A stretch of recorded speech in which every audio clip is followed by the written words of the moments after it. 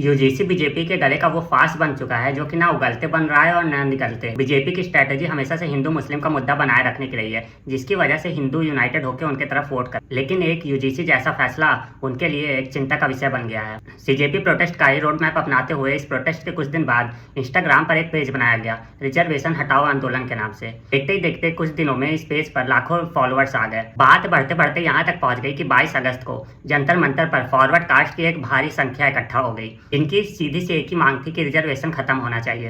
बाद में प्रोटेस्ट की परमिशन खत्म होने के बाद दिल्ली पुलिस ने किसी भी तरह डिटेन करते हुए भीड़ को वहां से हटाया, जिसके बाद 23 अगस्त को वापस से कनॉट प्लेस के पास कुछ भीड़ फॉरवर्ड कास्ट की इकट्ठा हो गई। अब most of the forward caste का वोट हमेशा से ही बीजेपी के साथ रहा है, लेकिन बिना बैकवर्ड और लोअर कास्ट के वोट के सरकार बनाना भी नामुमकिन सा है।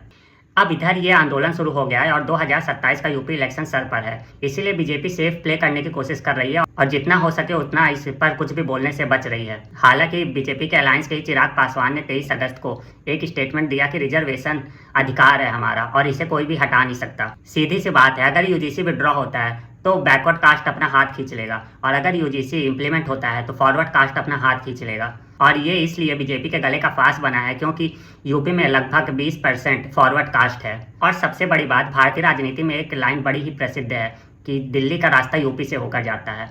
इसका मतलब है कि अगर यूपी हाथ से गया तो हो सकता है कि दिल्ली की भी सत्ता हाथ से बीजेपी के चली जाए। देश में आखिरी कास्ट सेंसस का जो डेटा अवेलेबल है वो 1931 का है, जिसमें कि अप्रॉक्स 4000 कास्ट को रिकॉर्ड किया गया था। उसके बाद 2011 में हुए कास्ट सेंसस में एक बड़ा ही चौंकाने वाला फिगर सामने आया, जिसमें कि 46 लाख कास्ट रिकॉर्ड की गई, जिसकी वजह से इसको इनवैलिड ठहरा दिया गया। इंडियन पॉलिटिक्स और कास्ट डेमोग्राफिक्स को समझना इतना भी आसान नहीं है। एक ही कास्ट अगर किसी एक स्टेट में ओबीसी है तो वो वही कास्ट दूसरे स्टेट में जनरल भी हो सकती है। जहां तक कि स्टेट और डिस्ट्रिक्ट वाइज सेम ही टाइटल अलग अलग कास्ट के लोग भी यूज करते हैं। इस वीडियो को ज्यादा लंबा ना खींचते हुए सीधी सी बात यह है कि सुप्रीम कोर्ट ने यूजीसी पर स्टे लगा दिया है और बीजेपी के पास एकमात्र यही रास्ता है कि वो जितना हो सके इस मुद्दे को डिले कर दे। और एट लास्ट इन सब चीज़ों में एक ग्राउंड रियलिटी समझ आती है कि आप चाहे जितना मोदी फेस यूज कर ले, चाहे जितना पीआर कर ले, लेकिन एट लास्ट आपको अगर इंडियन पॉलिटिक्स में लड़ना है, चुनाव लड़ना है, तो आपको कास्ट डेमोग्राफिक के हिसाब से ही कैंडिडेट उतारने पड़ेंगे और उसी के हिसाब से ही आपको चुनाव लड़ना पड़ेगा। हिंदी के एक कवि उन्मेष की एक बड़ी पॉपुलर लाइन है कि जाति है कि जाति नहीं, बाकी आप खुद ही समझदार है।